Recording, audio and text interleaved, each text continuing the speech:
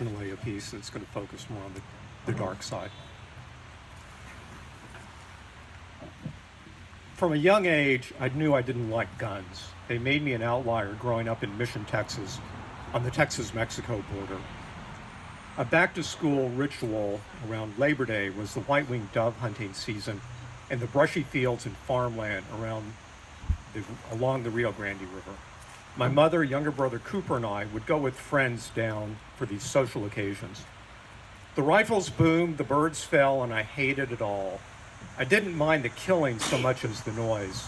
To this day, I startled easily, and every shot made me cover my ears. Guns were integral to the culture there. Guys at Mission High School had gun racks in their pickups. Photos of the homecoming bonfire stack of wood showed my peers guarding the stack with their shotguns. It seemed just like macho posturing then, but it's insane looking back. The NRA did safety instructions in my Boy Scout troop, so I knew the basics of gun safety. First rule, treat every gun as if it were loaded, even if you think it's not, and never point it at anybody. I learned early on the risk of ignoring the rules. A teen showing off a pistol shot and killed the brother of a classmate of mine.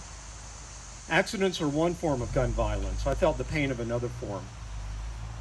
My family was very close with another family. Gretchen was a dear friend of my mother's, and her son John was a year older than me. We played baseball, rode bikes, shot hoops in their driveway, and our families had Sunday lunches together. I didn't really know Gretchen's husband Melvin much. He was a mostly silent disabled and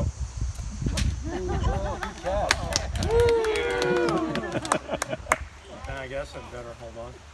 He was a mostly silent disabled oil field worker who read the NRA magazine American Rifleman. In the early 1970s, Melvin used one of his guns to commit suicide. We had rushed to the house before John arrived from somewhere, and Gretchen had to tell him that his father had killed himself. I remember John walking in and looking around, wondering why people were in the house. John struggled in high school, joined the Navy, and eventually worked as a PE teacher at an elementary school. Then one day he disciplined some girls over something. They accused him of molesting them. He never did, but the accusation was devastating. Soon, John killed himself also. Did he use a gun of his father's? I don't know. But I do know that if you're suicidal and have access to a gun, most likely you'll succeed if you shoot it yourself. Almost 90% of the attempts are fatal. No other method is as lethal.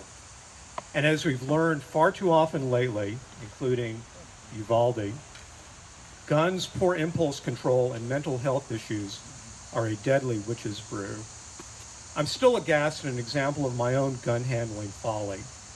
Home from college in 1976, I drove with Cooper down to the levee south of Mission for target practice. We used his pistol, a Colt Woodsman 22 that he bought from a friend of our mom's for $30. Photos show I'm clearly enjoying myself.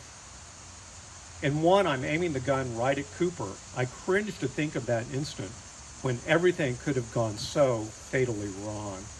I failed to treat the gun in my hands with the respect a weapon always demands. Fast forward 27 years to 2003.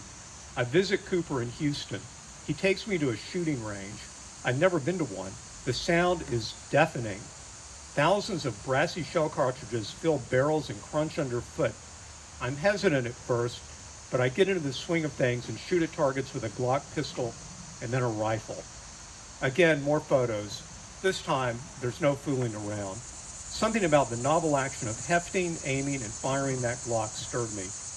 I had a very memorable time with this peak male bonding, so wildly out of my own comfort zone.